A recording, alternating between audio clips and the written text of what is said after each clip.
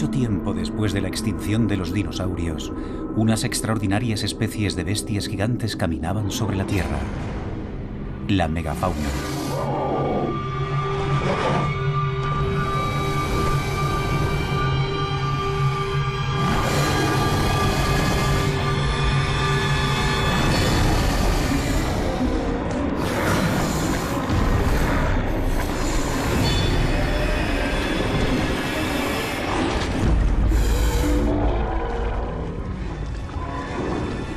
Estos pesos pesados del reino animal mantuvieron su dominio durante cientos de miles de años, hasta que de golpe desaparecieron.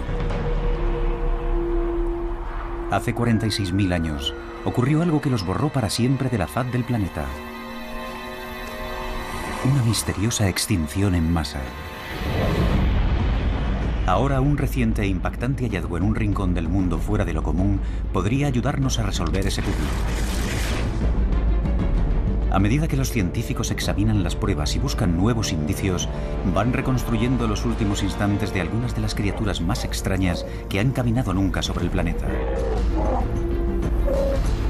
Su misión: resolver de una vez por todas el misterio de la muerte de las megabestias. La muerte de las megabestias.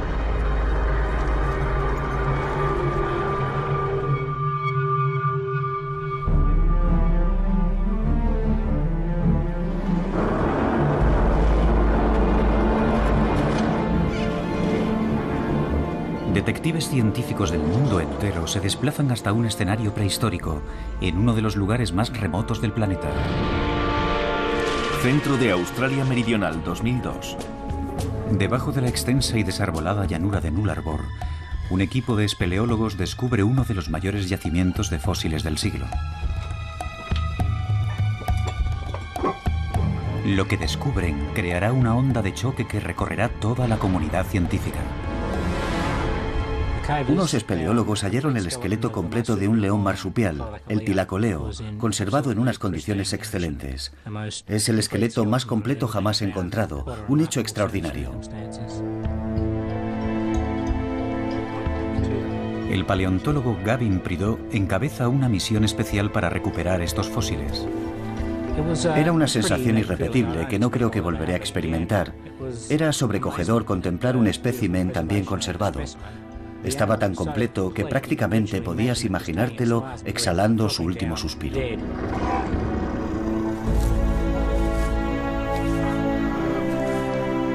Tilacoleo significa león con una bolsa. Como muchos de los representantes de la megafauna australiana, esta extraordinaria criatura era un marsupial, un mamífero que llevaba a sus crías en una bolsa. Casi todos los animales de la megafauna que se extinguió en Australia eran únicos. No existían en ningún otro lugar del mundo. El león marsupial, por ejemplo, o Tilacoleo carnifex, era un depredador marsupial del tamaño de una leona, con garras como cuchillas y dientes como tenazas.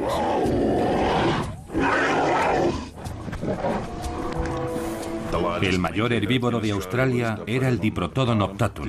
Era un marsupial enorme, el mayor que ha existido nunca.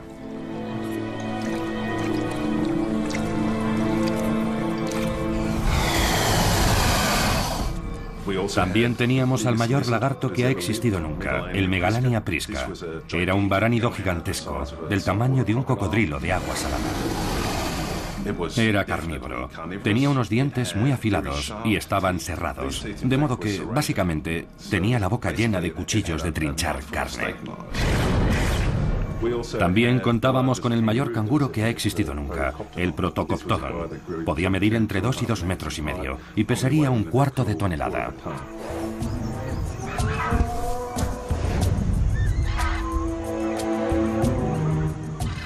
A lo largo de los últimos 500 millones de años, ha habido más extinciones en masa de animales terrestres de gran tamaño.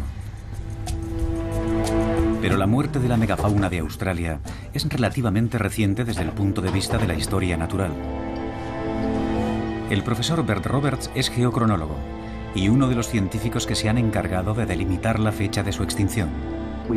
Hemos estudiado ya varias decenas de yacimientos por todo el país y los restos descubiertos datan de hace unos 46.000 años. Algunos estaban en Australia Occidental y otros en el sur de Queensland.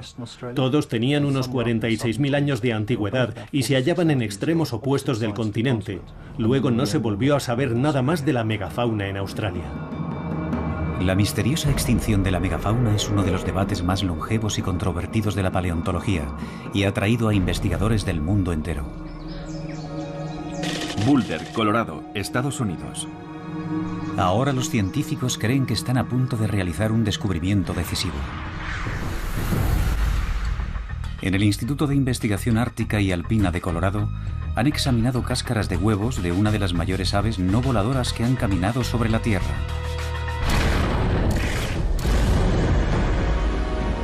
El gigantesco Genyornis.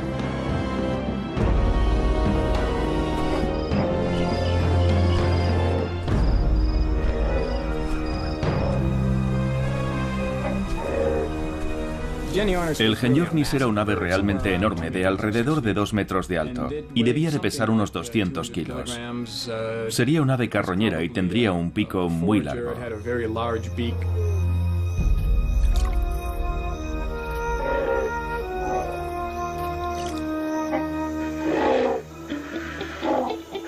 Aunque existen muchos fósiles de esta ave extinta, sorprendentemente, los vestigios más frecuentes son sus frágiles cáscaras de huevo, que se han conservado durante milenios.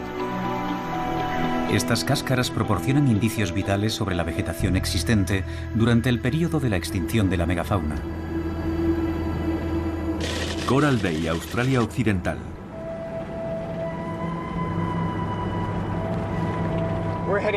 Nos estamos dirigiendo hacia Coral Bay, en Australia Occidental. Estamos atravesando un campo de dunas. En estas dunas, donde el viento ha arrastrado la arena, es donde más probabilidades tenemos de hallar cáscaras de huevos de Genyornis. Deberíamos poder encontrar una buena colección y no nos debería costar demasiado. El profesor Miller quiere averiguar si el clima cambió en el periodo en que se extinguió el Genyornis y si fue por eso por lo que desaparecieron estos herbívoros. Para compararlo con una especie actual, estudia a una de las mayores aves que han sobrevivido en el mundo, el emú australiano. El emú y el Genyornis no solo convivieron durante la misma época, sino que incluso anidaban en la misma zona. Por eso, cuando encontramos cáscaras de huevos de Genyornis, también es frecuente encontrar cáscaras de huevos de emú. Mediante esas muestras de cáscaras de huevo, el profesor Miller puede comparar las dietas de ambas aves y el entorno que compartieron. Usando un método llamado racemización de aminoácido, puede datar las cáscaras.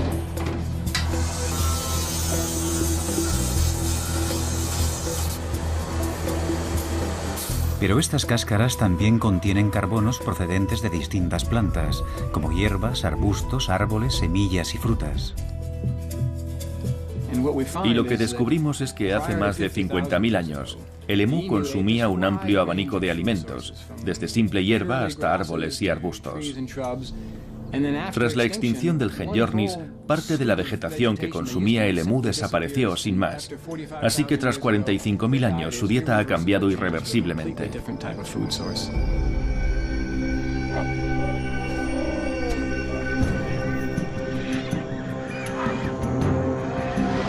Durante el período de la megafauna, Australia Central era un paisaje lleno de vegetación que albergaba a toda una variedad de especies animales. Hoy ha cambiado drásticamente. Es casi una zona desértica. ¿Por qué desapareció ese frondoso entorno? Es una pregunta que lleva décadas desconcertando a los científicos. Han considerado que una de las causas que con mayor frecuencia es responsable de las extinciones en masa es el cambio climático. A la hora de resolver el misterio de la extinción de la megafauna australiana, hay que tener en cuenta cómo era el clima en aquel entonces y cómo cambió más adelante después de extinguirse la megafauna.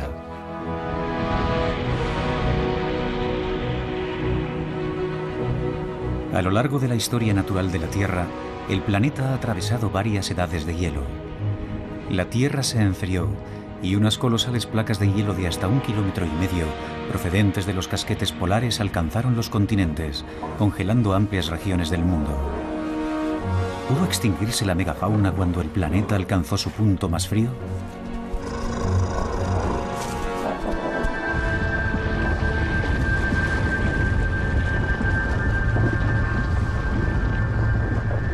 Las montañas nevadas en Nueva Gales del Sur fueron formadas por los glaciares que se iban abriendo paso a través del paisaje.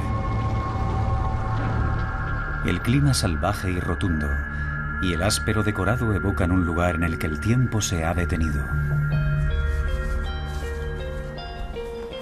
Mi trabajo en las montañas nevadas se centra en tratar de averiguar cuándo tuvo lugar la última edad de hielo. He recogido muestras de las superficies creadas por los glaciares, tanto en lugares donde erosionaron el lecho rocoso como en lugares donde dejaron cadenas de escombros a su paso. Averiguando cuándo fueron expuestas a los glaciares las superficies rocosas, el profesor Tim Burrows puede calcular las fechas de las sucesivas edades de hielo. Si alguna de ellas coincidiese con la época en la que se extinguió la megafauna, podría ser una prueba concluyente de que la causa fue el cambio climático. La primera edad de hielo tuvo lugar hace unos 60.000 años. Luego hubo dos más, una hace unos 30.000 años y la otra entre 22 y 19.000 años atrás. Sus hallazgos indican que ninguna de las edades de hielo coincidió con la extinción de la megafauna hace 46.000 años. Pero si no fueron las gélidas temperaturas las que exterminaron a la megafauna, ¿qué otras condiciones climáticas pudieron desempeñar ese papel? Las edades de hielo no solo fueron en Australia más frías, sino que causaron periodos prolongados de aridez. El nivel del mar cayó más de 90 metros y la isla de Tasmania pasó a formar parte del continente australiano. Las edades de hielo volvieron al continente australiano más árido. Los desiertos se extendieron y la línea arbolada retrocedió hasta las montañas. Sin duda, fue un periodo hostil para la megafauna australiana. ¿Pudo durar lo suficiente la aridez de la edad de hielo como para diezmar los efectivos de la megafauna y entrañar su extinción?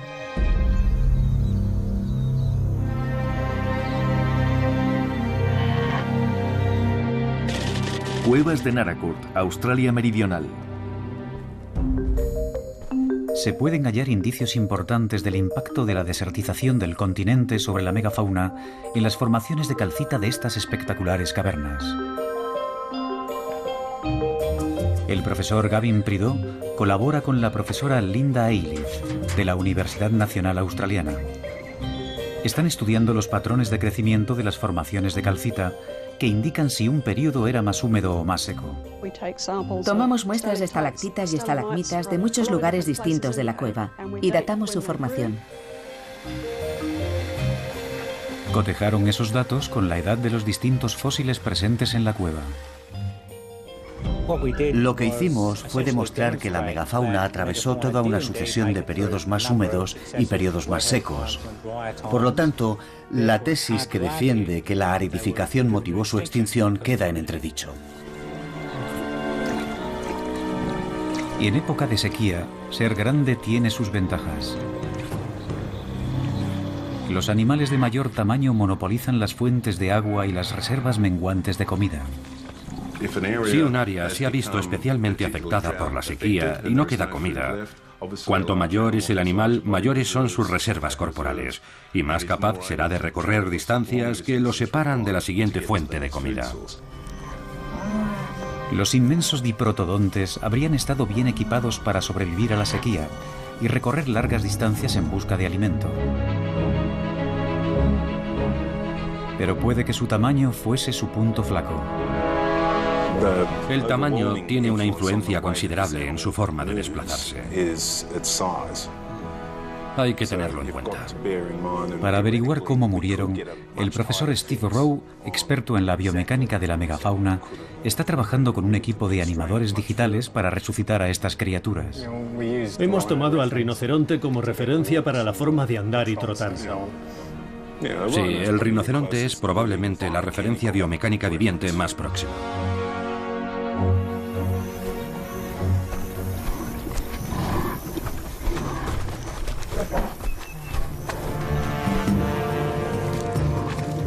Los diprotodontes medían 2 metros de alto y más de 3 metros de largo, y pesaban casi 3 toneladas.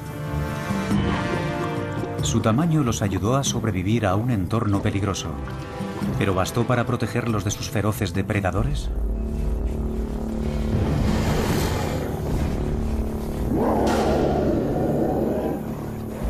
Un animal como el diprotodonte debía de moverse relativamente despacio, y puede que eso lo convirtiera en un blanco fácil para un depredador potencial. Pero lo que le faltaba en velocidad lo compensaba su volumen.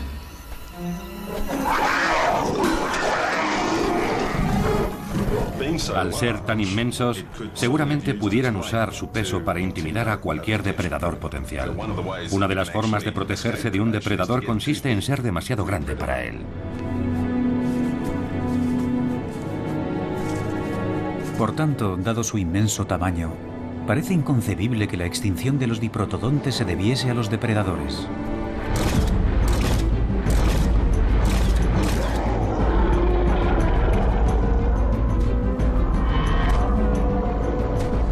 Pero en torno al periodo en el que se extinguió la megafauna, apareció un nuevo depredador en el paisaje australiano.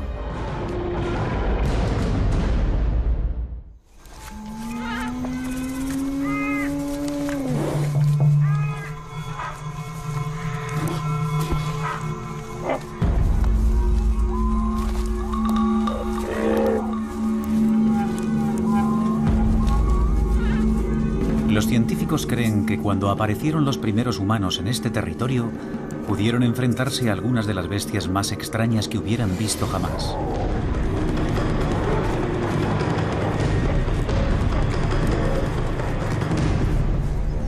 ¿Quiénes eran estos humanos primitivos y de dónde vinieron? ¿Tuvieron acaso algo que ver con la extinción de la megafauna? Durante las edades de hielo, Australia estaba unida a Nueva Guinea, y las islas que rodean el continente eran más grandes que hoy. A consecuencia de eso, los pasadizos marítimos entre ellas eran estrechos. Esto posibilitó que los humanos primitivos alcanzaran Australia desde las tierras asiáticas. A partir del norte, se extendieron rápidamente por todo el continente. Se calcula que los primeros colonos humanos llegaron en un periodo comprendido entre 40 y 70.000 años atrás. Para averiguar si los humanos desempeñaron algún papel en la extinción de las megabestias, los científicos tendrán que probar que el hombre convivió con ellas en el continente.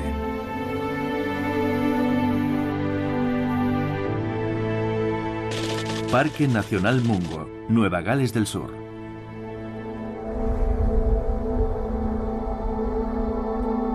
En estos extraños paisajes del sudoeste de Nueva Gales del Sur, hay rastros de las primeras poblaciones que pisaron Australia.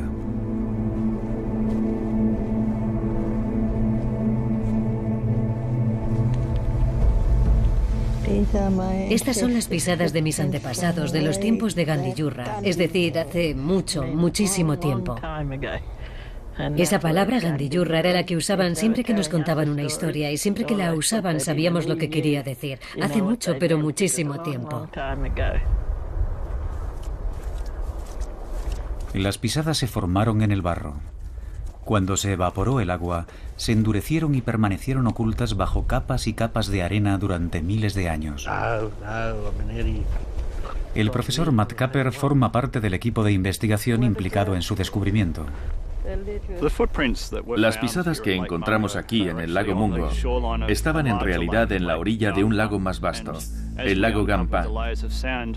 Descubrimos más de 450 huellas. Forman la mayor colección de huellas de la edad de hielo del mundo y nos dicen muchas cosas sobre el comportamiento social de estos habitantes primitivos de Australia. Pensamos que una docena o tal vez 2 docenas de personas están representadas en las distintas huellas, así que podemos ver que esa sociedad aborigen estaba formada por grupos reducidos de personas. Hay desde niños pequeños hasta adultos desarrollados, es decir, una familia entera, o varias familias atravesando juntas este paisaje.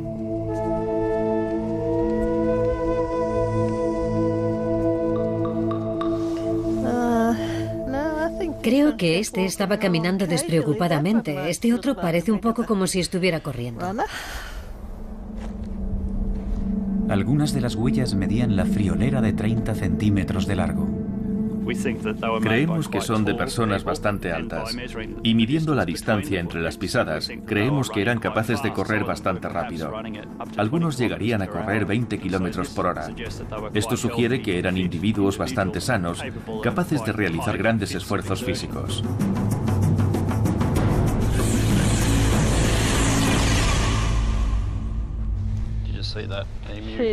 Hay una pequeña huella de pájaro aquí y huellas de conejo. Huellas de emú. De emú. Las llamadas historias para dormir, es decir, las antiguas leyendas del pueblo aborigen, hablan de los Kadimakara, unos animales que vivían en zonas boscosas, frondosas y llenas de agua. Cuentan que su entorno quedó destruido y se vieron obligados a vagar por la costa, y que aún hoy se pueden localizar sus huesos. Se han encontrado aquí huesos del canguro gigante, del emú gigante, de una criatura que era una especie de wombat gigante. Hace 50 o 40.000 años, estos animales pastaban por aquí cuando los lagos grandes estaban llenos de agua. Sí, todo esto encaja con nuestras historias para dormir. Todas las pruebas científicas. Lo que se ha venido transmitiendo de generación en generación.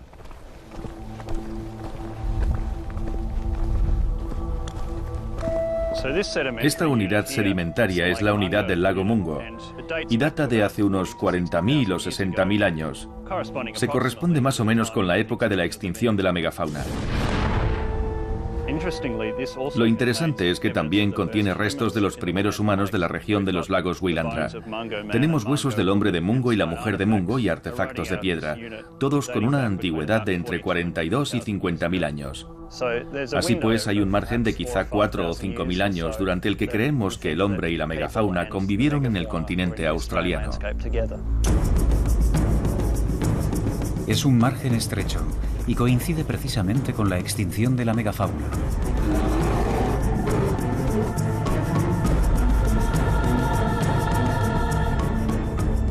La llegada de la humanidad a otras partes del mundo, como Norteamérica o Madagascar, también coincidió con extinciones en masa de animales.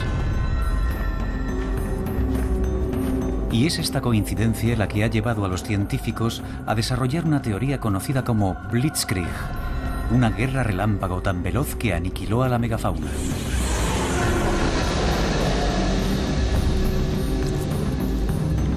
La teoría parte de la premisa de que los humanos siempre explotarán una fuente de alimento.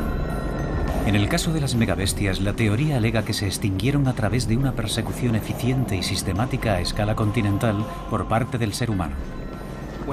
Cuando desembarcaron los humanos en Australia, básicamente aumentó en un 50% el número de grandes depredadores en el continente.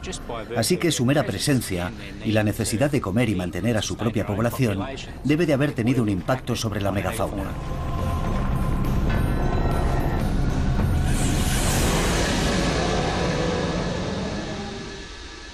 Así pues, ¿fue la humanidad primitiva la que acabó con la megafauna? Hasta ahora, las únicas pruebas de las que disponíamos eran circunstanciales. Pero en Cady Springs, Nueva Gales del Sur, los científicos han realizado un hallazgo explosivo que sitúa al hombre en plena escena del crimen. La prueba decisiva que aporta Cady Springs es que es el único yacimiento que tiene indicios inequívocos de artefactos humanos y huesos de megafauna asociados.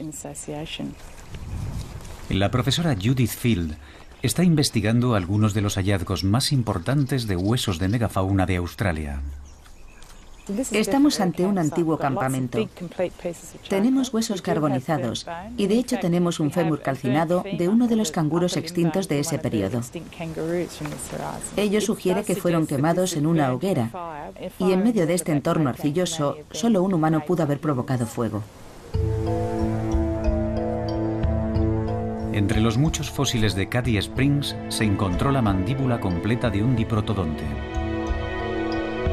Pero en un giro inesperado, fue hallada una herramienta de piedra alojada entre unos huesos.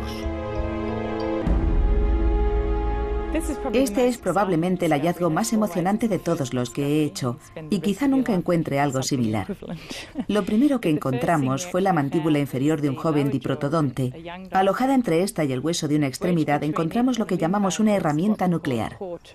Las herramientas nucleares sirven para fabricar otras herramientas, como hojas y mangos de cuchillos de piedra. Como podéis ver, estas cosas están muy afiladas. Con esta piedra puedes fabricar un cuchillo grande, tan grande como lo quieras. De hecho, si los animales de la megafauna eran igual de grandes que nuestro ganado, no debieron de tener ningún problema en descuartizar a esos animales con estos antiguos cuchillos.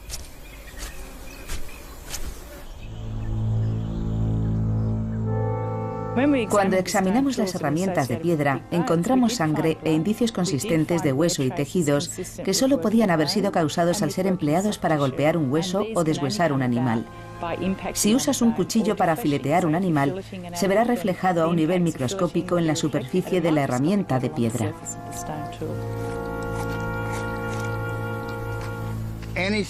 Cualquier cosa que se mueva en el monte australiano es susceptible de ser cocinada y devorada por mi pueblo. Así que la megafauna no debe de haber recibido un trato distinto al de los animales de menor tamaño que existían por aquel entonces. Pero las herramientas que se encontraron eran más utensilios de cocina que armas. Y otros fósiles de megafauna hallados eran de animales que murieron tras quedar atrapados en el barro. Cady Springs podría no ser más que un inmenso depósito de carroña, donde los humanos acudían para alimentarse de animales muertos o moribundos. Algunos científicos sostienen que los primeros habitantes de Australia no disponían ni siquiera de herramientas necesarias para matar a las megabestias.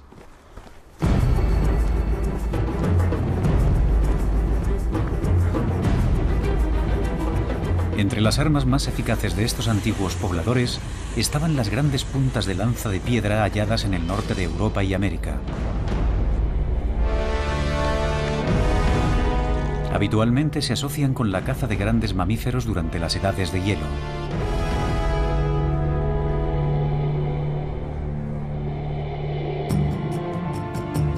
Mientras los cuchillos de piedra llevan ya decenas de miles de años presentes en el paisaje australiano, las puntas de lanza de piedra no fueron utilizadas hasta hace unos 6.000 años, mucho después de que desapareciera la megafauna.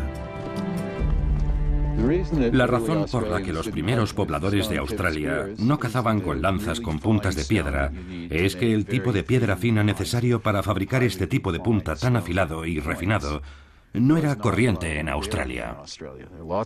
Había grandes cantidades de silcretas, que valen para fabricar artilugios, para tallar la madera y cortar y cosas por el estilo, pero no para fabricar puntas de lanza con una forma perfecta. Pero Australia tiene una gran abundancia de maderas duras que son exactamente igual de eficaces que las puntas de piedra más sofisticadas.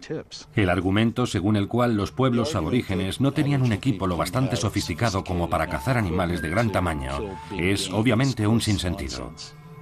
Por lo que sabemos de las herramientas que fabrican actualmente los aborígenes, son perfectamente adecuadas para despachar a cualquier tipo de presa.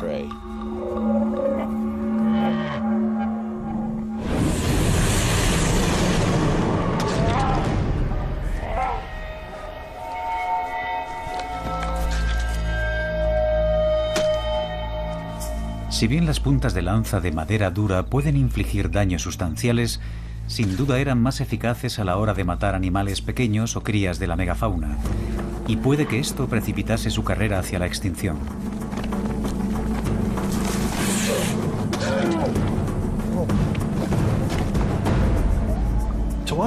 Para acabar con la megafauna no hacía falta esforzarse mucho. Aunque cada persona solo hubiera matado a un animal por década, hubiera sido suficiente si mataba a las crías, no a los adultos. Eso hubiera precipitado la extinción de la especie, porque los estarían matando más rápido de lo que eran capaces de reemplazar a su población. Es una forma de guerra relámpago, una forma de exterminación, pero no del tipo más espectacular. Eran más bien barbacoas de poca monta que hacían pequeños grupos familiares cada año, y al cabo de unos pocos cientos de años, puede que 1000 a lo sumo, estas especies habrían desaparecido del mapa. Pero hay una laguna en el acta de acusación. Durante miles de años, los aborígenes australianos han cazado y recolectado siguiendo un sistema altamente sofisticado basado en la sostenibilidad. Así que cuesta creer que sus ancestros hayan cazado a la megafauna hasta provocar su extinción.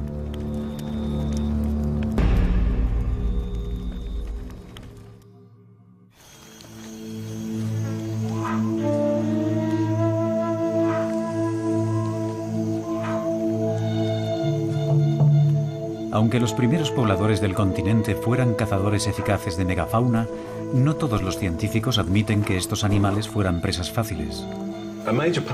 El argumento según el cual la caza humana hubiera sido la causa principal de la extinción de la megafauna está basado en la idea de que la megafauna de Australia era ingenua, no estaba acostumbrada a la depredación y por eso era fácil de matar. La realidad es que la megafauna de Australia seguramente tuviera sus depredadores.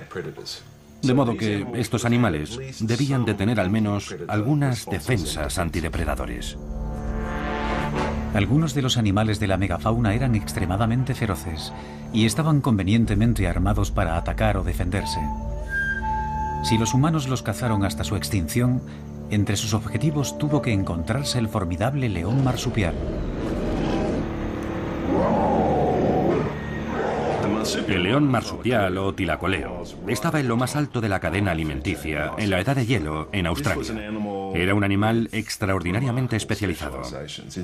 Era el mamífero carnívoro más especializado de su tiempo. Estaba bien armado, con garras retráctiles tanto en las patas delanteras como en las traseras. Las garras de sus pulgares estaban bien desarrolladas. Hay quien piensa que estas eran realmente sus armas para matar, que el león marsupial desgarraba y desplazaba con ellas a su presa. Yo creo que eso es bastante improbable.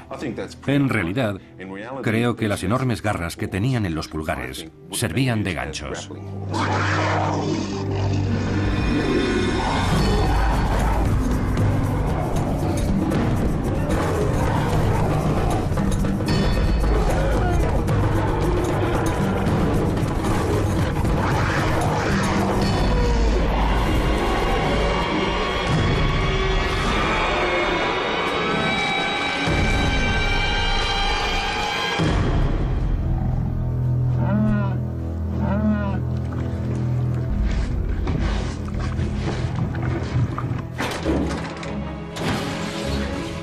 Pero no todo el mundo admite que el tilacoleo tenía las herramientas para ser un asesino letal o para defenderse de los humanos. Uno de sus rasgos ha dejado perplejos a los científicos durante décadas.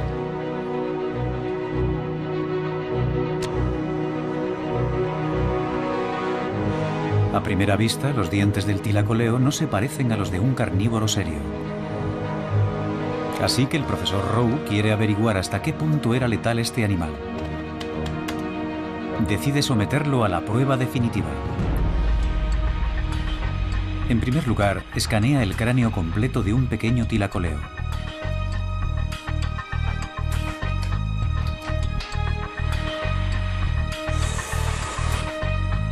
Usando una técnica conocida como prototipado rápido, hace construir un molde a tamaño natural del cráneo y la mandíbula. El prototipado emplea el modelado por ordenador para crear finísimos cortes transversales del cráneo. Un poderoso láser de dióxido de carbono funde limadura de metal en miles de capas hasta que por fin construye un molde de bronce.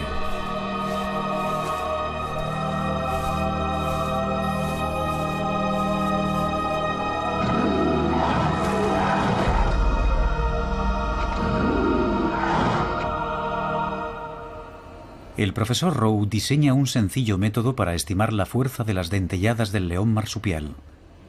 Combinando el modelado biomecánico por ordenador y un sistema de prueba de materiales, llevan a cabo una serie de experimentos usando una cabeza de oveja. Vale.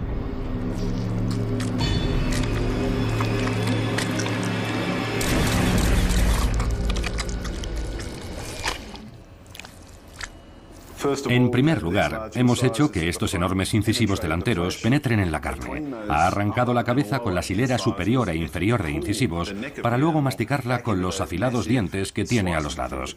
Y este es el cráneo de un león marsupial relativamente pequeño. La dentellada de un pequeño tilacoleo podía generar la friolera de 450 kilos de fuerza, una cifra parecida a la de una leona, un animal que duplica su tamaño. Así pues, la dentellada del tilacoleo era casi 2 veces más poderosa que la de cualquier felino viviente hoy en día, y mucho mayor que la de cualquier otra criatura existente en Australia por aquel entonces. Sin duda, un león marsupial de buen tamaño podría haber matado a un humano sin ningún problema.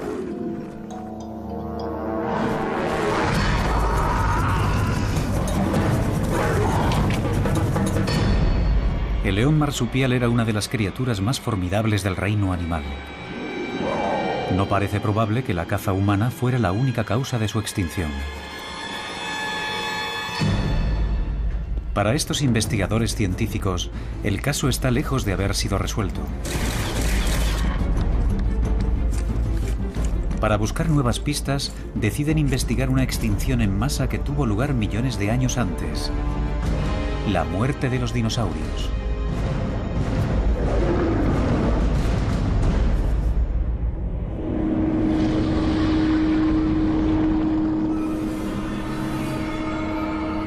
Hace 65 millones de años, un inmenso meteorito de 10 kilómetros de diámetro cayó sobre la Tierra en lo que ahora es el sudeste de México.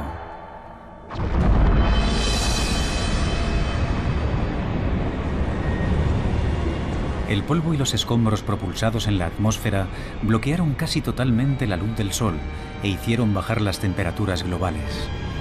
Este cataclismo liquidó a los dinosaurios y al menos a la mitad de las especies que existían sobre la Tierra.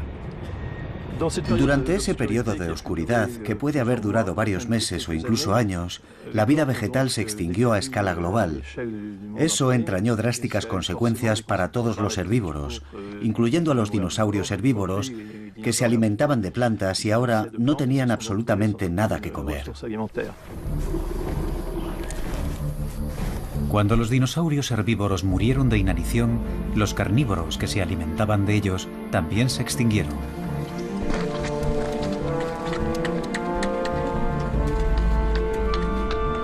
Muchas especies animales fueron eliminadas por el meteorito, pero algunas sobrevivieron. Los supervivientes compartían un rasgo decisivo: eran pequeños. Había pues un umbral claro. Ningún animal que pesara más de 25 kilos sobrevivió a la devastación.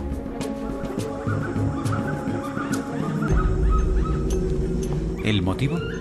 Los animales de mayor tamaño necesitan más comida para sobrevivir. ¿Tuvo que ver con la desaparición de la megafauna su imponente tamaño y una repentina e inexplicable falta de vegetación? Para averiguarlo, el profesor Gifford Miller, de la Universidad de Colorado, ha regresado a Coral Bay, en Australia Occidental, en busca de nuevos indicios. Hay unas cuantas piezas por aquí. He encontrado unas aquí, un par de ellas. Por el momento, su investigación de las cáscaras de huevos ha desvelado que los Genyornis convivieron con los emús, que ambas especies eran herbívoras y que durante la época en la que se extinguieron los Genyornis, toda una gama de plantas había desaparecido.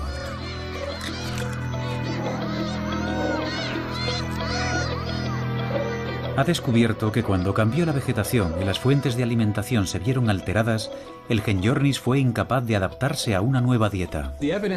Las pruebas que hemos recabado reconstruyendo las dietas de estos animales pueden explicar por qué el Genyornis, que tenía una estrategia alimentaria muy específica, era más vulnerable que el emú, cuya estrategia alimentaria es más bien del tipo comer lo que le echen. Los cambios que hemos observado en su dieta tras 45.000 años nos indican que ha habido una revolución completa de los ecosistemas a lo largo y ancho de la Australia semiárida, y que al cabo de 45.000 años los ecosistemas eran profundamente distintos a los anteriores y han seguido siendo diferentes hasta nuestros días. Nunca llegaron a recobrar su antigua condición.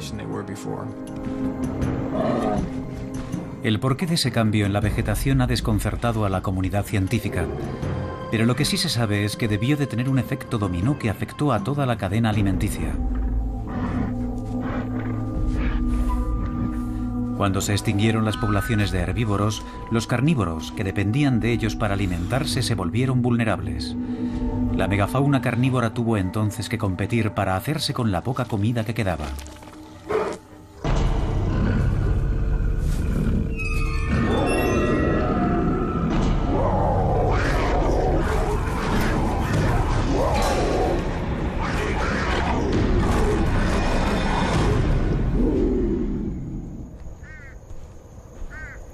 Pero la desaparición de sus fuentes habituales de sustento no fue la única presión que tuvo que soportar la megafauna. ¿Has encontrado algo, John? Hay un poco aquí, Giff. En estas dunas arenosas, el profesor Miller y su equipo han realizado un extraordinario hallazgo. Hay unos pocos trozos esparcidos. La primera prueba concluyente de que los humanos tuvieron algo que ver con la depredación de la megafauna. El equipo encuentra varias cáscaras de huevo de Genyornis carbonizadas. Algunas están completamente calcinadas, y es posible que fuera a causa de incendios incontrolados. Pero muchas presentan lo que llamamos un punto de incinerado, donde parte de la cáscara está quemada y el resto no. La única forma de que ocurra esto es que alguien cociera el huevo, que después de pelarlo y comérselo tirara las cáscaras y que algunas de ellas aterrizaran sobre las brasas de la hoguera. Así es como se incineraron algunos trocitos.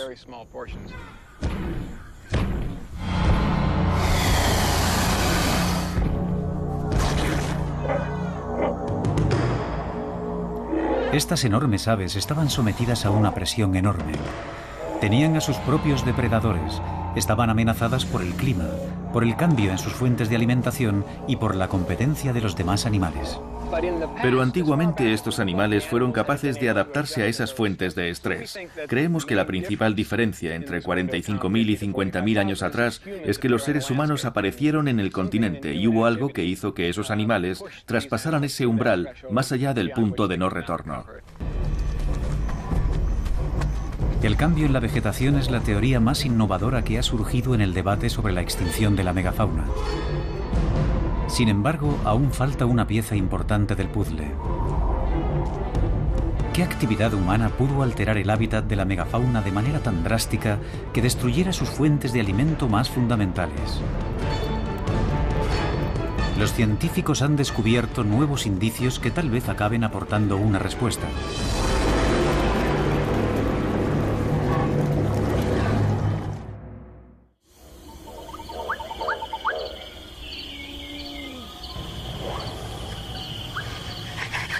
La investigación sobre la extinción de la megafauna está alcanzando un punto crítico.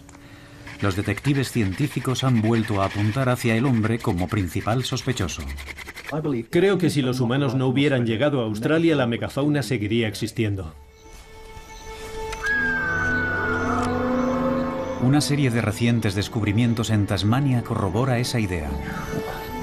Al tratarse de una isla, la megafauna sobrevivió durante 5.000 años más que en el continente y se extinguió casi inmediatamente después de que llegasen los seres humanos. Así que fuimos nosotros quienes desempeñamos el papel decisivo. Empujamos a la megafauna hasta el límite. Los científicos saben ahora que los humanos disponían de las armas necesarias para dar caza a la megafauna. Pero ¿tenían el móvil y los medios para destruir su entorno abocándola a la extinción? La vegetación australiana cambió drásticamente durante la época en la que desapareció la megafauna, y desde entonces se han desarrollado otros tipos de plantas. El paisaje actual está dominado por las hierbas secas, como la Spinifex o la Eragrostis australasica, que poseen un valor nutritivo muy bajo y propagan los incendios. Así que es un paisaje altamente inflamable. Enterradas bajo la superficie de este entorno transformado, los científicos han hallado una nueva serie de pruebas desconcertantes.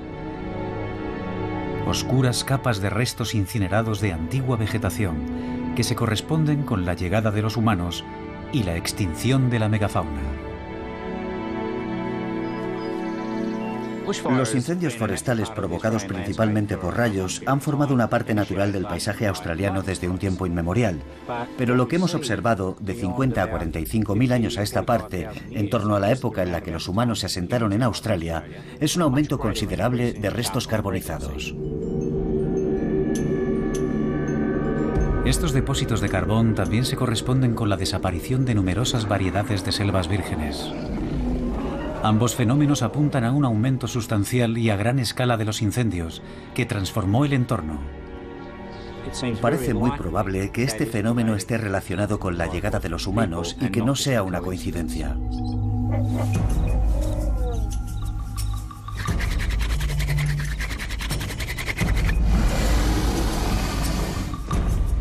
Durante su convivencia con esas criaturas tan grandes y amenazadoras, los primeros humanos idearon un ingenioso método para atrapar a sus presas.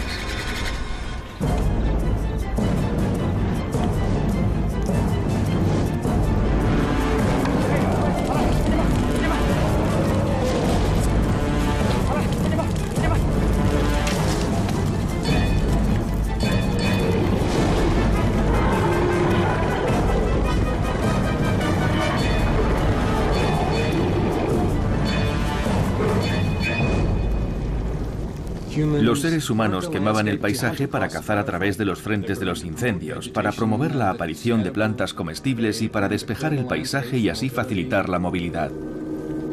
Estos fenómenos se conocen colectivamente como cultivo por quema controlada y se cree que erradicaron en gran medida la vegetación en muchas partes de Australia. Antes de que llegasen los primeros pobladores humanos, los incendios forestales no eran ni tan frecuentes ni tan intensos. A consecuencia de ello, abundaban las plantas de las que dependía la megafauna.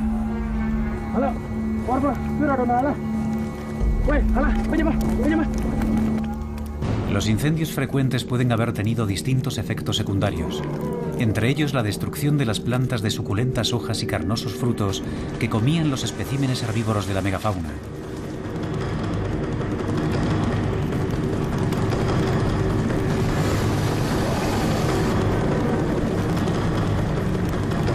Pero también contribuyeron al desarrollo de otras plantas mejor adaptadas a los incendios. Y ese proceso continuó durante cierto tiempo. Desde entonces ha habido un aumento gradual de la cantidad de eucaliptos, así como de muchas otras plantas resistentes a los incendios. Es una prueba de que el cultivo por quema controlada era una práctica arraigada entre los primeros pobladores humanos. Creo que es muy probable que ese aumento en la frecuencia y la intensidad de los incendios ejerciera una presión sin precedentes sobre la megafauna y, combinado con la caza, constituyó un factor del que estos animales sencillamente no pudieron recuperarse. Es una hipótesis desconcertante. Un grupo de humanos primitivos cambió la ecología de todo un continente y de esta forma mató de hambre a la megafauna.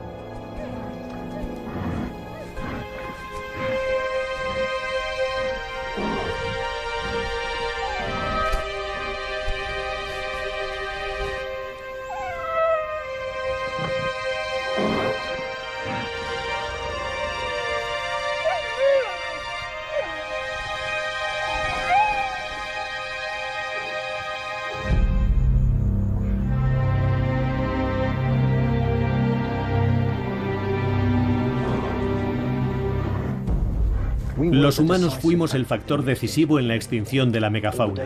Hubo una estrecha correlación entre la llegada de los humanos y la extinción de la megafauna y disponemos de un mecanismo para explicarlo.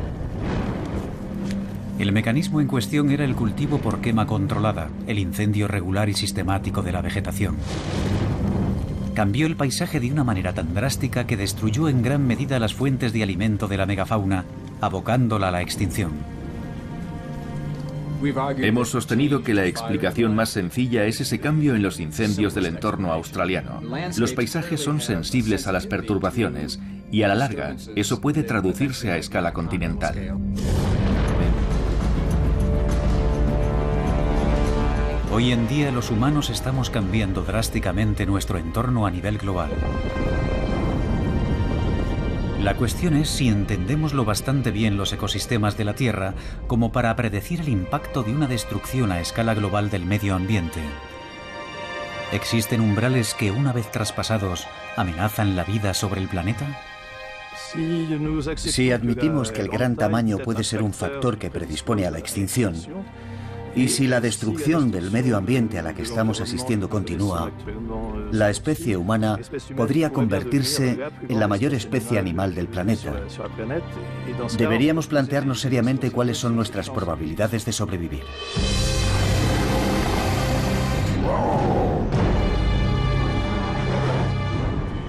La poderosa megafauna ya no vaga por la Tierra, pero su legado sigue vigente. Estas inmensas criaturas nos han permitido entrever un mundo maravilloso e ignoto que ya no existe. Resolver el misterio de su extinción podría ayudarnos a evitar el próximo desastre ecológico causado por el hombre. Siempre y cuando sepamos aprender de las lecciones del pasado.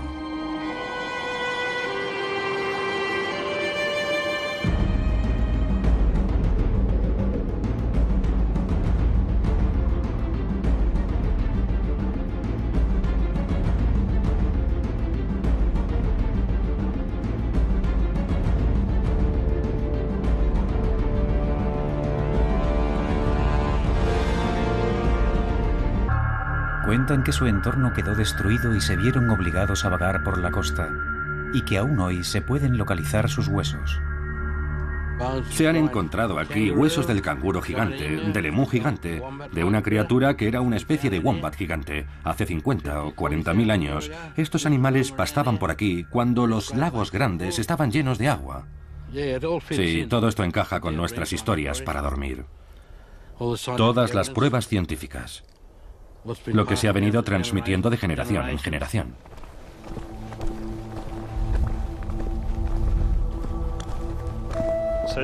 Esta unidad sedimentaria es la unidad del lago Mungo y data de hace unos 40.000 o 60.000 años. Se corresponde más o menos con la época de la extinción de la megafauna. Lo interesante es que también contiene restos de los primeros humanos de la región de los lagos Willandra. Tenemos huesos del hombre de Mungo y la mujer de Mungo y artefactos de piedra, todos con una antigüedad de entre 42 y 50.000 años. Así pues, hay un margen de quizá 4 o 5.000 años durante el que creemos que el hombre y la megafauna convivieron en el continente australiano.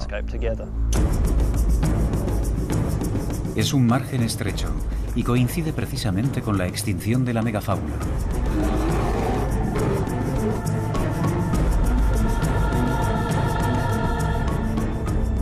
La llegada de la humanidad a otras partes del mundo, como Norteamérica o Madagascar, también coincidió con extinciones en masa de animales. Y es esta coincidencia la que ha llevado a los científicos a desarrollar una teoría conocida como Blitzkrieg, una guerra relámpago tan veloz que aniquiló a la megafauna.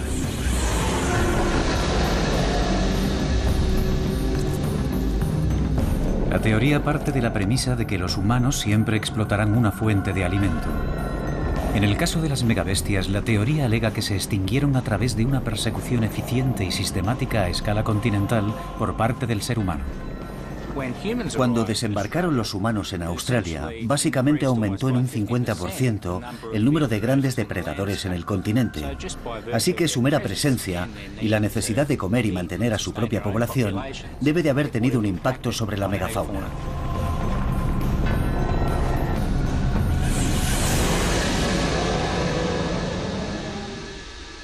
Así pues, ¿fue la humanidad primitiva la que acabó con la megafauna? Hasta ahora, las únicas pruebas de las que disponíamos eran circunstanciales. Pero en Cady Springs, Nueva Gales del Sur, los científicos han realizado un hallazgo explosivo que sitúa al hombre en plena escena del crimen. La prueba decisiva que aporta Cady Springs es que es el único yacimiento. El argumento según el cual los pueblos aborígenes no tenían un equipo lo bastante sofisticado como para cazar animales de gran tamaño es obviamente un sinsentido. Por lo que sabemos de las herramientas que fabrican actualmente los aborígenes, son perfectamente adecuadas para despachar a cualquier tipo de presa.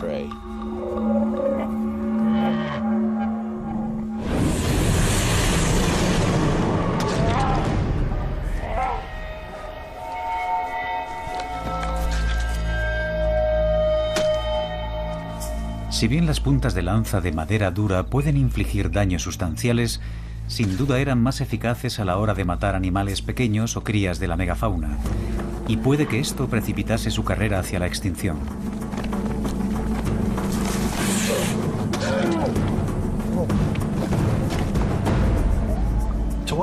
Para acabar con la megafauna no hacía falta esforzarse mucho. Aunque cada persona solo hubiera matado a un animal por década, hubiera sido suficiente si mataba a las crías, no a los adultos. Eso hubiera precipitado la extinción de la especie, porque los estarían matando más rápido de lo que eran capaces de reemplazar a su población. Es una forma de guerra relámpago, una forma de exterminación, pero no del tipo más espectacular. Eran más bien barbacoas de poca monta que hacían pequeños grupos familiares cada año, y al cabo de unos pocos cientos de años, puede que en 1000 a lo sumo, estas especies habrían desaparecido del mapa. Pero hay una laguna en el acta de acusación. Durante miles de años, los aborígenes australianos han cazado y recolectado siguiendo un sistema altamente sofisticado, basado en la sostenibilidad. Así que cuesta creer que sus ancestros hayan cazado a la megafauna hasta provocar su extinción.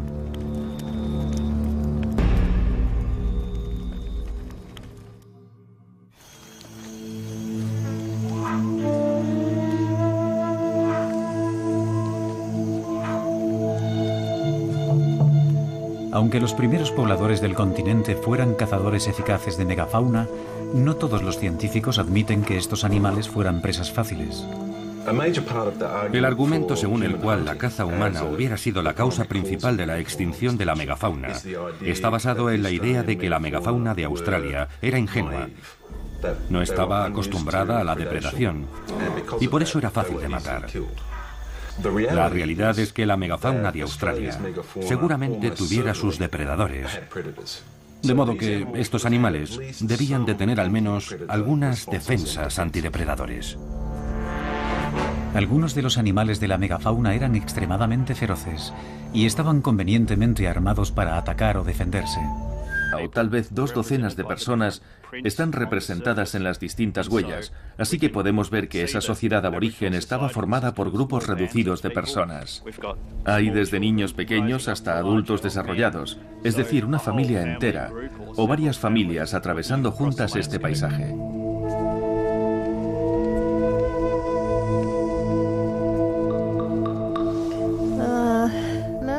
Creo que este estaba caminando despreocupadamente. Este otro parece un poco como si estuviera corriendo. Algunas de las huellas medían la friolera de 30 centímetros de largo. Creemos que son de personas bastante altas, y midiendo la distancia entre las pisadas, creemos que eran capaces de correr bastante rápido. Algunos llegarían a correr 20 kilómetros por hora. Esto sugiere que eran individuos bastante sanos, capaces de realizar grandes esfuerzos físicos.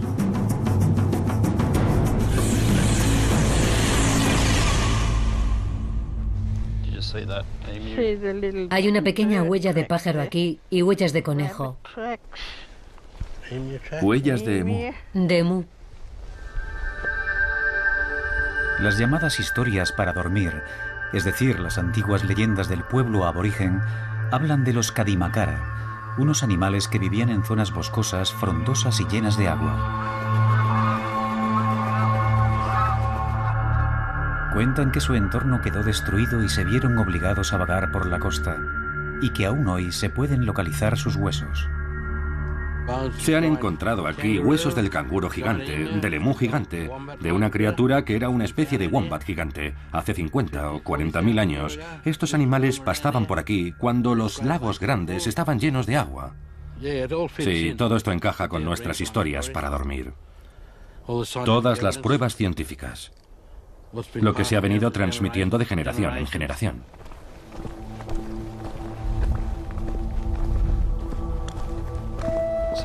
Esta unidad sedimentaria es la unidad del lago Mungo y data de hace unos 40.000 o 60.000 años. Se corresponde más o menos con la época de la extinción de la megafauna. Lo interesante es que también contiene restos de los primeros humanos de la región de los lagos Willandra. Tenemos huesos del hombre de Mungo y la mujer de Mungo y artefactos de piedra, todos con una antigüedad de entre 42 y 50.000 años. Así pues, hay un margen de quizá 4 o 5.000 años durante el que creemos que el hombre y la megafauna convivieron en el continente australiano. Es un margen estrecho y coincide precisamente con la extinción de la megafauna.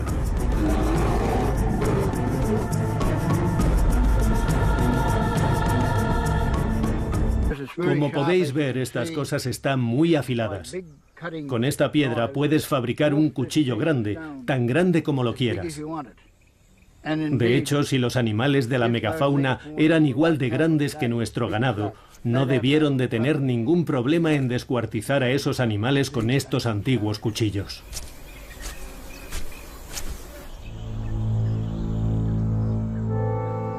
Cuando examinamos las herramientas de piedra, encontramos sangre e indicios consistentes de hueso y tejidos que solo podían haber sido causados al ser empleados para golpear un hueso o deshuesar un animal.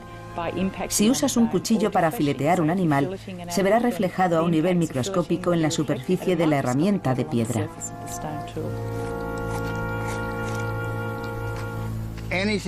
Cualquier cosa que se mueva en el monte australiano es susceptible de ser cocinada y devorada por mi pueblo. Así que la megafauna no debe de haber recibido un trato distinto al de los animales de menor tamaño que existían por aquel entonces. Pero las herramientas que se encontraron eran más utensilios de cocina que armas. Y otros fósiles de megafauna hallados eran de animales que murieron tras quedar atrapados en el barro. Caddy Springs podría no ser más que un inmenso depósito de carroña, donde los humanos acudían para alimentarse de animales muertos o moribundos. Algunos científicos sostienen que los primeros habitantes de Australia no disponían ni siquiera de herramientas necesarias para matar a las megabestias.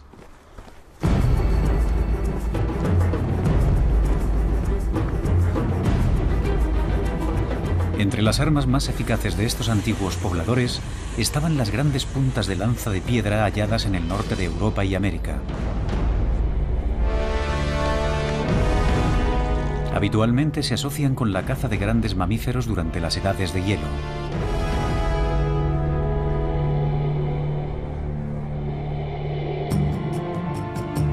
Mientras los cuchillos de piedra llevan ya decenas de miles de años presentes en el paisaje australiano, las puntas de lanza de piedra no fueron utilizadas hasta hace unos 6.000 años, mucho después de que desapareciera la megafauna. La razón por la que los primeros pobladores de Australia no cazaban con lanzas con puntas de piedra es que el tipo de piedra fina necesario para fabricar este tipo de punta tan afilado y refinado no era corriente en Australia. Había grandes cantidades de silcretas, que valen para fabricar artilugios, para tallar la madera y cortar y cosas por el estilo, pero no para fabricar puntas de lanza con una forma perfecta. Pero Australia tiene una gran abundancia de maderas duras que son exactamente igual de eficaces que las puntas de piedra más sofisticadas. El argumento según el cual los pueblos aborígenes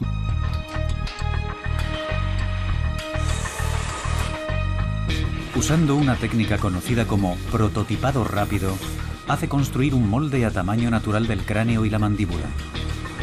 El prototipado emplea el modelado por ordenador para crear finísimos cortes transversales del cráneo. Un poderoso láser de dióxido de carbono funde limadura de metal en miles de capas hasta que por fin construye un molde de bronce.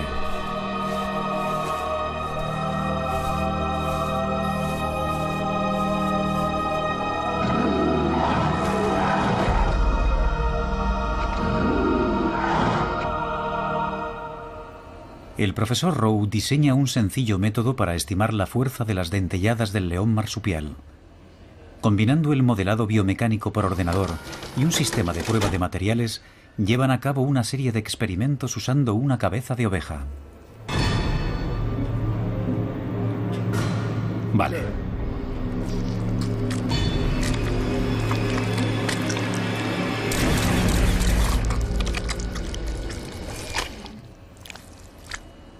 En primer lugar, hemos hecho que estos enormes incisivos delanteros penetren en la carne. Ha arrancado la cabeza con la hilera superior e inferior de incisivos para luego masticarla con los afilados dientes que tiene a los lados. Y este es el cráneo de un león marsupial relativamente pequeño.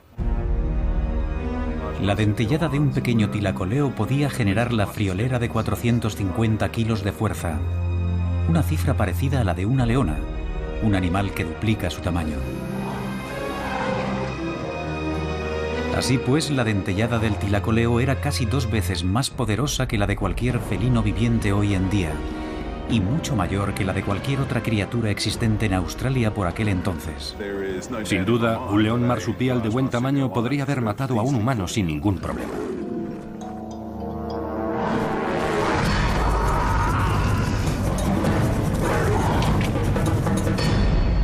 El león marsupial era una de las criaturas más formidables del reino animal. No parece probable que la caza humana fuera la única causa de su extinción. Para estos investigadores científicos, el caso está lejos de haber sido resuelto. Para buscar nuevas pistas, deciden investigar una extinción en masa que tuvo lugar millones de años antes: la muerte de los dinosaurios.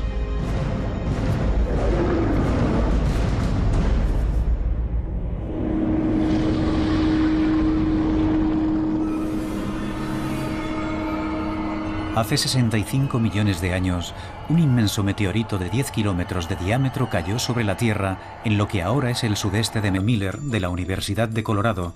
Ha regresado a Coral Bay, en Australia Occidental, en busca de nuevos indicios. Hay unas cuantas piezas por aquí. He encontrado unas aquí, un par de ellas. Por el momento, su investigación de las cáscaras de huevos ha desvelado que los Genyornis convivieron con los emús, que ambas especies eran herbívoras y que durante la época en la que se extinguieron los Genyornis, toda una gama de plantas había desaparecido.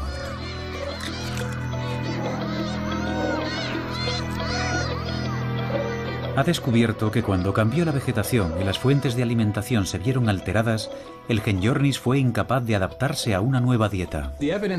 Las pruebas que hemos recabado reconstruyendo las dietas de estos animales pueden explicar por qué el Genyornis, que tenía una estrategia alimentaria muy específica, era más vulnerable que el emú, cuya estrategia alimentaria es más bien del tipo comer lo que le echen. Los cambios que hemos observado en su dieta tras 45.000 años nos indican que ha habido una revolución completa de los ecosistemas a lo largo y ancho de la Australia semiárida, y que al cabo de 45.000 años los ecosistemas eran profundamente distintos a los anteriores y han seguido siendo diferentes hasta nuestros días. Nunca llegaron a recobrar su antigua condición. El porqué de ese cambio en la vegetación ha desconcertado a la comunidad científica, pero lo que sí se sabe es que debió de tener un efecto dominó que afectó a toda la cadena alimenticia.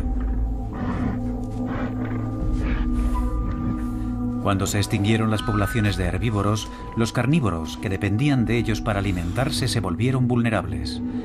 La megafauna carnívora tuvo entonces que competir para hacerse con la poca comida que quedaba.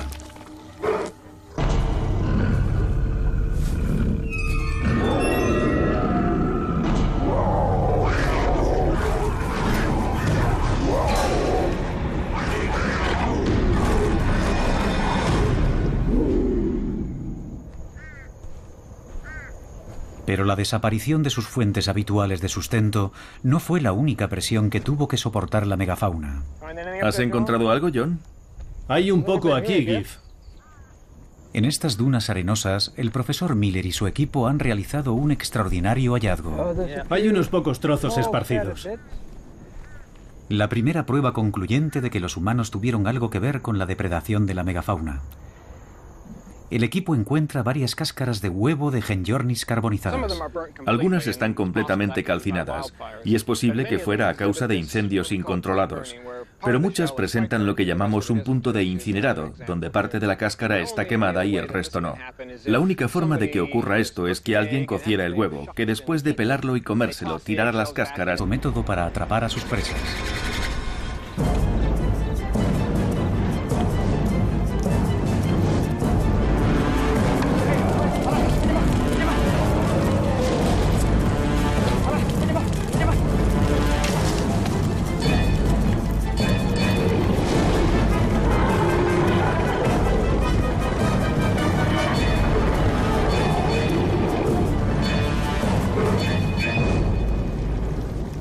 Los seres humanos quemaban el paisaje para cazar a través de los frentes de los incendios, para promover la aparición de plantas comestibles y para despejar el paisaje y así facilitar la movilidad. Estos fenómenos se conocen colectivamente como cultivo por quema controlada y se cree que erradicaron en gran medida la vegetación en muchas partes de Australia. Antes de que llegasen los primeros pobladores humanos, los incendios forestales no eran ni tan frecuentes ni tan intensos. A consecuencia de ello, abundaban las plantas de las que dependía la megafauna.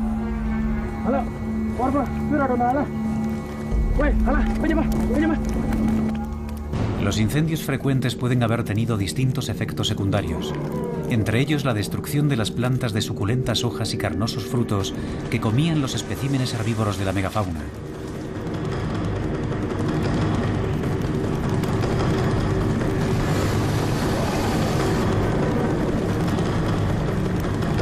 Pero también contribuyeron al desarrollo de otras plantas mejor adaptadas a los incendios.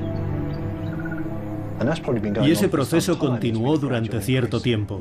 Desde entonces ha habido un aumento gradual de la cantidad de eucaliptos, así como de muchas otras plantas resistentes a los incendios. Es una prueba de que el cultivo por quema controlada era una práctica arraigada entre los primeros pobladores humanos. Creo que es muy probable que ese aumento en la frecuencia y la intensidad de los incendios ejerciera una presión sin precedentes sobre la megafauna y, combinado con la caza, constituyó un factor del que estos animales sencillamente no pudieron recuperarse. Es una hipótesis desconcertante. Un grupo de humanos primitivos cambió la ecología de todo un continente y de esta forma mató de hambre a la megafauna.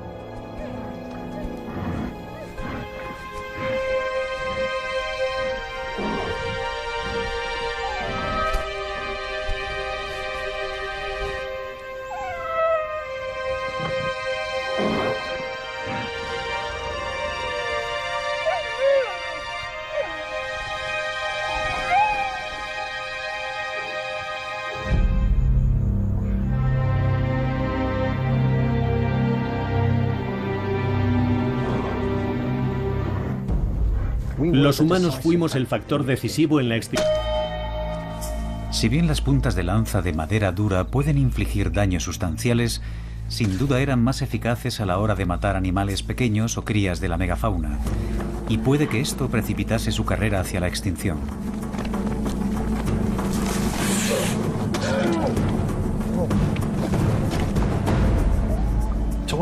Para acabar con la megafauna no hacía falta esforzarse mucho. Aunque cada persona solo hubiera matado a un animal por década, hubiera sido suficiente si mataba a las crías, no a los adultos. Eso hubiera precipitado la extinción de la especie, porque los estarían matando más rápido de lo que eran capaces de reemplazar a su población. Es una forma de guerra relámpago, una forma de exterminación, pero no del tipo más espectacular. Eran más bien barbacoas de poca monta que hacían pequeños grupos familiares cada año, y al cabo de unos pocos cientos de años, puede que en 1000 a lo sumo, estas especies habrían desaparecido del mapa. Pero hay una laguna en el acta de acusación. Durante miles de años, los aborígenes australianos han cazado y recolectado siguiendo un sistema altamente sofisticado, basado en la sostenibilidad. Así que cuesta creer que sus ancestros hayan cazado a la megafauna hasta provocar su extinción.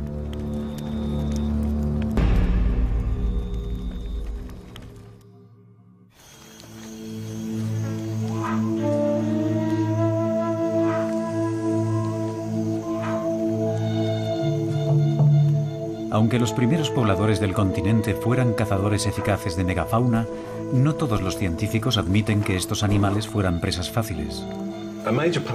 El argumento según el cual la caza humana hubiera sido la causa principal de la extinción de la megafauna está basado en la idea de que la megafauna de Australia era ingenua. No estaba acostumbrada a la depredación y por eso era fácil de matar. La realidad es que la megafauna de Australia seguramente tuviera sus depredadores. De modo que estos animales debían de tener al menos algunas defensas antidepredadores. Algunos de los animales de la megafauna eran extremadamente feroces y estaban convenientemente armados para atacar o defenderse. Si los humanos los cazaron hasta su extinción, entre sus objetivos tuvo que encontrarse el formidable león marsupial.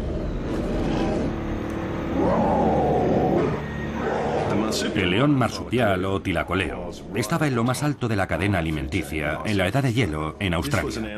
Era un animal extraordinariamente especializado. Era el mamífero carnívoro más especializado de su tiempo. Estaba bien armado, con garras retráctiles tanto en las patas delanteras como en las traseras. ¿Acaso algo que ver con la extinción de la megafauna? Durante las edades de hielo, Australia estaba unida a Nueva Guinea, y las islas que rodean el continente eran más grandes que hoy. A consecuencia de eso, los pasadizos marítimos entre ellas eran estrechos.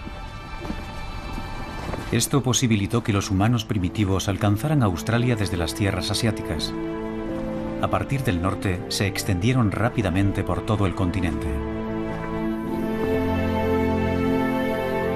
Se calcula que los primeros colonos humanos llegaron en un periodo comprendido entre 40 y 70.000 años atrás. Para averiguar si los humanos desempeñaron algún papel en la extinción de las megabestias, los científicos tendrán que probar que el hombre convivió con ellas en el continente.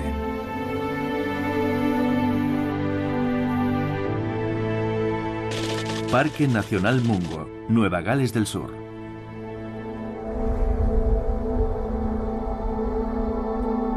En estos extraños paisajes del sudoeste de Nueva Gales del Sur, hay rastros de las primeras poblaciones que pisaron Australia.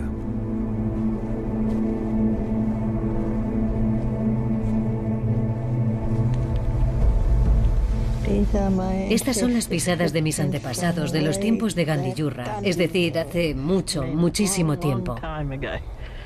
Esa palabra Gandiyurra era la que usaban siempre que nos contaban una historia, y siempre que la usaban sabíamos lo que quería decir. Hace mucho, pero muchísimo tiempo. Las pisadas se formaron en el barro. Cuando se evaporó el agua, se endurecieron y permanecieron ocultas bajo capas y capas de arena durante miles de años. El profesor Matt Capper forma parte del equipo de investigación implicado en su descubrimiento. Las pisadas que encontramos aquí en el lago Mungo estaban en realidad en la orilla de un lago más vasto, el lago Gampan. Descubrimos más de 450 huellas. Forman la mayor colección de huellas de la edad de hielo del mundo y nos dicen muchas cosas sobre el comportamiento social de estos habitantes primitivos de Australia. Pensamos que una docena o tal vez 2 docenas de personas están representadas en las distintas huellas, así que podemos ver que esa sociedad aborigen estaba formada por grupos reducidos de personas. Hay desde niños pequeños hasta adultos desarrollados, es decir, una familia entera, o varias familias atravesando juntas este paisaje.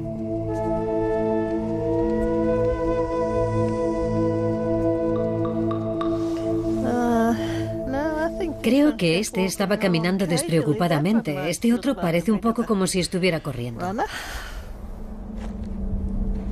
Algunas de las es probablemente la referencia biomecánica viviente más próxima.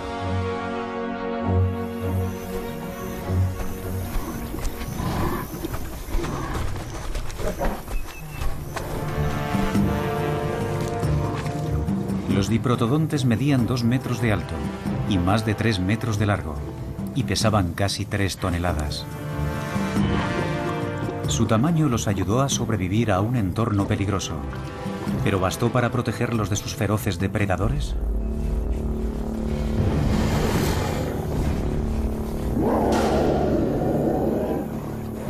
Un animal como el diprotodonte debía de moverse relativamente despacio, y puede que eso lo convirtiera en un blanco fácil para un depredador potencial. Pero lo que le faltaba en velocidad lo compensaba su volumen.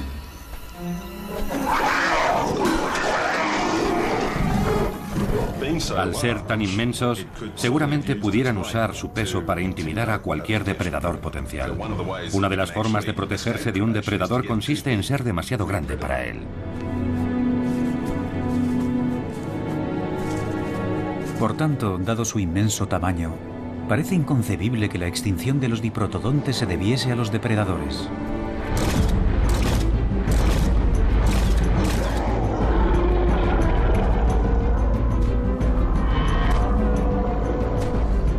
Pero en torno al periodo en el que se extinguió la megafauna, apareció un nuevo depredador en el paisaje australiano.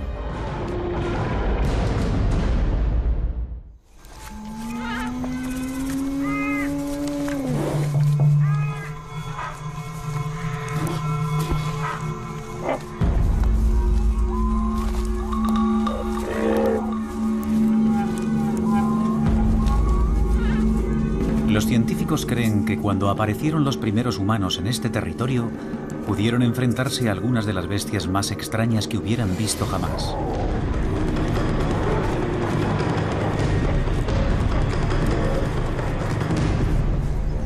¿Quiénes eran estos humanos primitivos y de dónde vinieron? ¿Tuvieron acaso algo que ver con la extinción de la megafauna? Durante las edades de hielo, Australia estaba unida a Nueva Guinea, y las islas que rodean el continente eran más grandes que hoy. A consecuencia de eso, los pasadizos marítimos entre ellas eran estrechos. Esto posibilitó que los humanos primitivos alcanzaran Australia desde las tierras asiáticas. A partir del norte, se extendieron rápidamente por todo el continente. Se calcula que los primeros colonos humanos llegaron en un periodo de vivir a la sequía y recorrer largas distancias en busca de alimento. Pero puede que su tamaño fuese su punto flaco. El tamaño tiene una influencia considerable en su forma de desplazarse. Hay que tenerlo en cuenta. Para averiguar cómo murieron, el profesor Steve Rowe, experto en la biomecánica de la megafauna, está trabajando con un equipo de animadores digitales para resucitar a estas criaturas.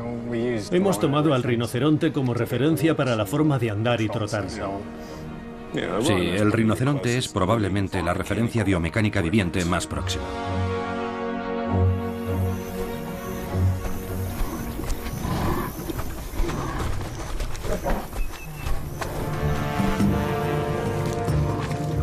Los diprotodontes medían 2 metros de alto y más de 3 metros de largo, y pesaban casi 3 toneladas. Su tamaño los ayudó a sobrevivir a un entorno peligroso, pero ¿bastó para protegerlos de sus feroces depredadores?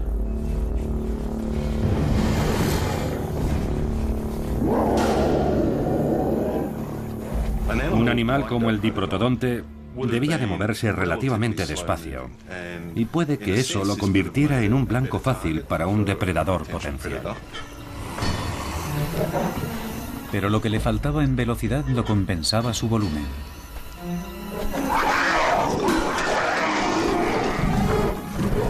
Al ser tan inmensos, seguramente pudieran usar su peso para intimidar a cualquier depredador potencial. Una de las formas de protegerse de un depredador consiste en ser demasiado grande para él. Por tanto, dado su inmenso tamaño, parece inconcebible que la extinción de los diprotodontes se debiese a los depredadores.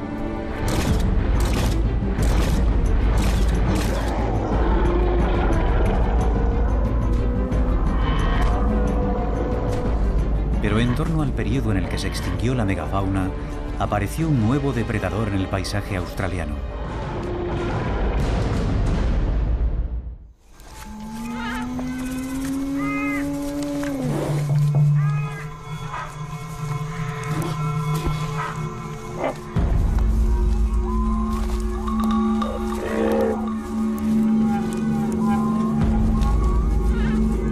Los científicos creen que cuando aparecieron los primeros humanos en este territorio, pudieron enfrentarse a algunas de las bestias más extrañas que hubieran visto jamás.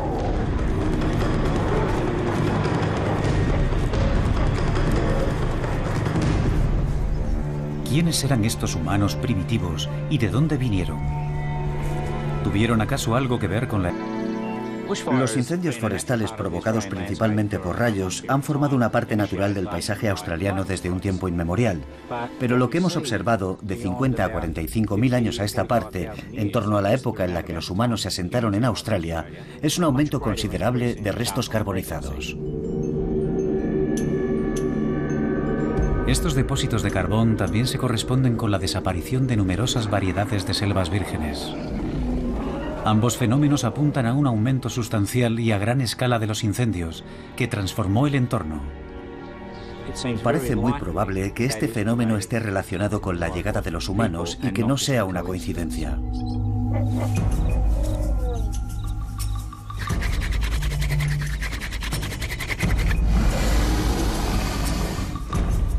Durante su convivencia con esas criaturas tan grandes y amenazadoras, los primeros humanos idearon un ingenioso método para atrapar a sus presas.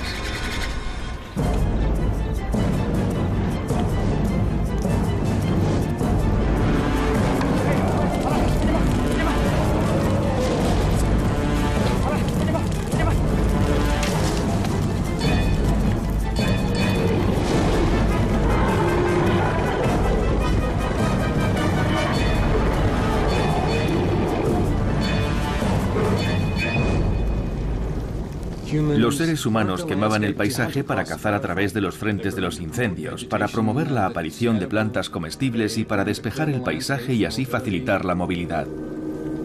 Estos fenómenos se conocen colectivamente como cultivo por quema controlada y se cree que erradicaron en gran medida la vegetación en muchas partes de Australia.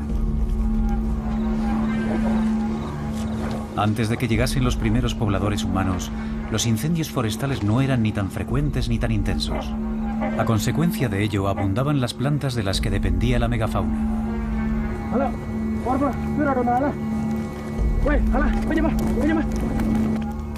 Los incendios frecuentes pueden haber tenido distintos efectos secundarios, entre ellos la destrucción de las plantas de suculentas hojas y carnosos frutos que comían los especímenes herbívoros de la megafauna.